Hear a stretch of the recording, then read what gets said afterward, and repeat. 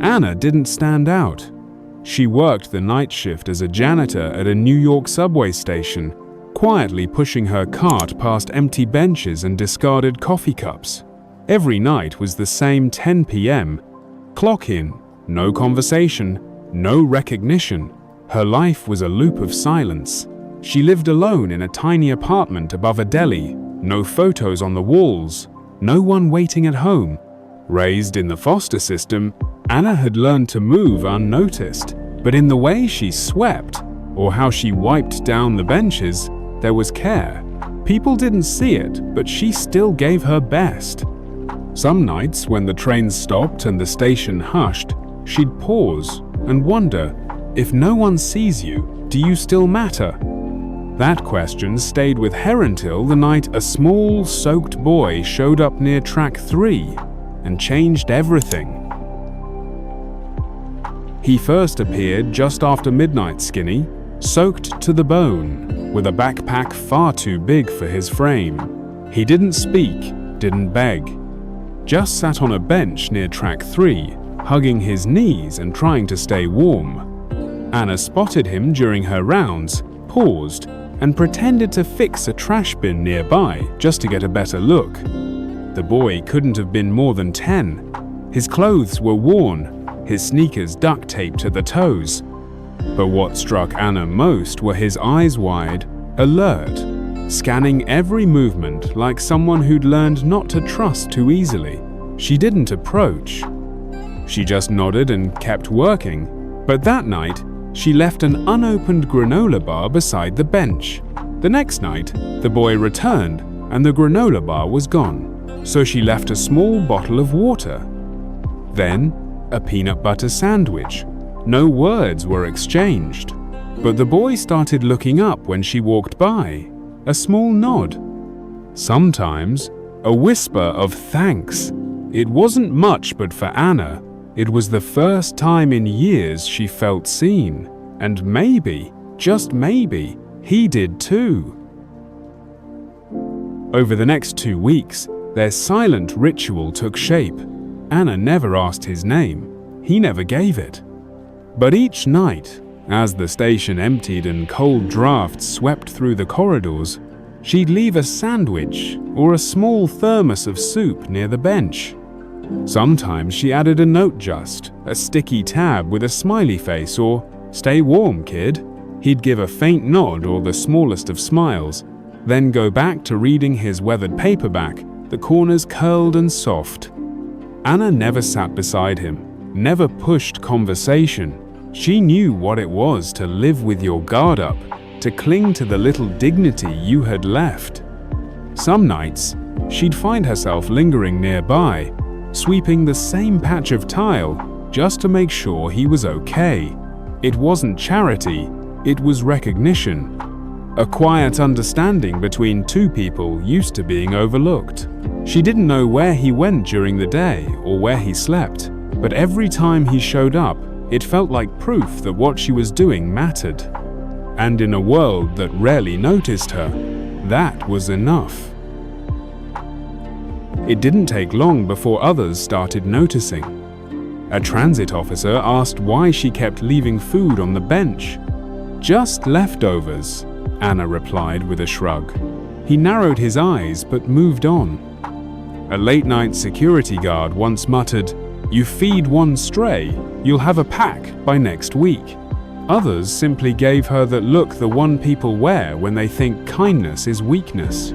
Anna didn't argue.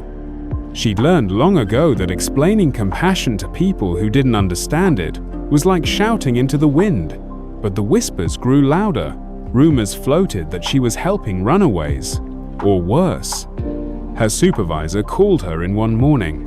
"You're here to clean, not play social worker," he said flatly. "This isn't a shelter." Anna just nodded. She didn't offer excuses. She didn't need to. That night, she left the usual meal anyway, and when the boy showed up, cold and quiet but safe, she felt a small defiance rise in her chest. No one else needed to understand. She wasn't trying to save him. She was just making sure he didn't go to bed hungry. And to her, that was enough. Then one night, he didn't come. The sandwich and apple she left on the bench sat untouched through her shift, growing cold with the wind. Anna told herself he might have found shelter, maybe someone else finally noticed him. But when he didn't show the next night, or the night after, a quiet ache settled into her chest. She still left food, just in case. Still wiped the bench down at 3 a.m. like always. But the silence stung differently now. The cleaning felt heavier. The hum of vending machines louder. She found herself looking at each shadow in the distance, wondering, was he okay? Had someone taken him in or had something gone wrong? She realized she didn't even know his name, just a face, just tired eyes and gentle hands that always folded the sandwich wrapper before walking off. And that was the part that caught her most off guard. She'd only known him through a handful of nights and paper plates, but somehow, the station felt emptier without him. Kindness didn't ask for anything in return, but Anna couldn't help but wish just once that he'd come back. It had been nearly 3 weeks when Anna stopped leaving food, not because she didn't care, but because a part of her thought maybe it was time to let go. But just as routines began settling again, on a quiet Thursday near dawn, she looked up from mopping and froze. Standing by the far bench, same spot, same quiet was the boy. Not bundled in the usual hoodie, but in a clean jacket, hair trimmed, shoes that didn't flap at the sole. He was holding a to-go cup in one hand and in the other, a paper bag. She walked over slowly, not trusting her eyes. He smiled, just barely. "Figured it was my turn," he said, handing her the bag. Inside was a sandwich, ham and cheese. Her favorite.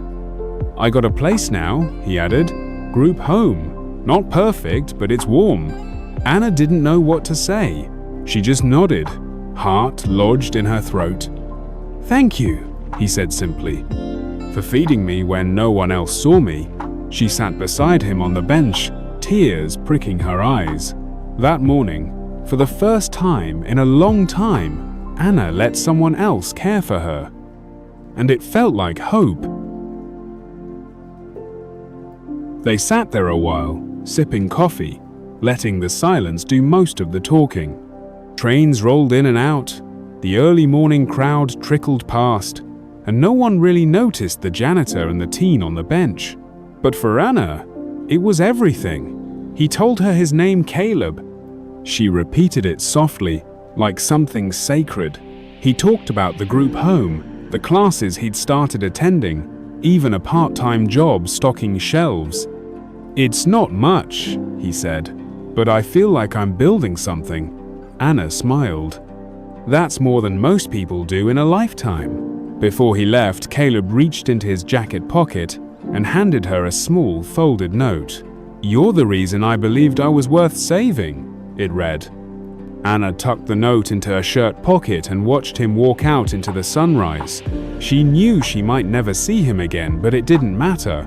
He had come back, and that was enough.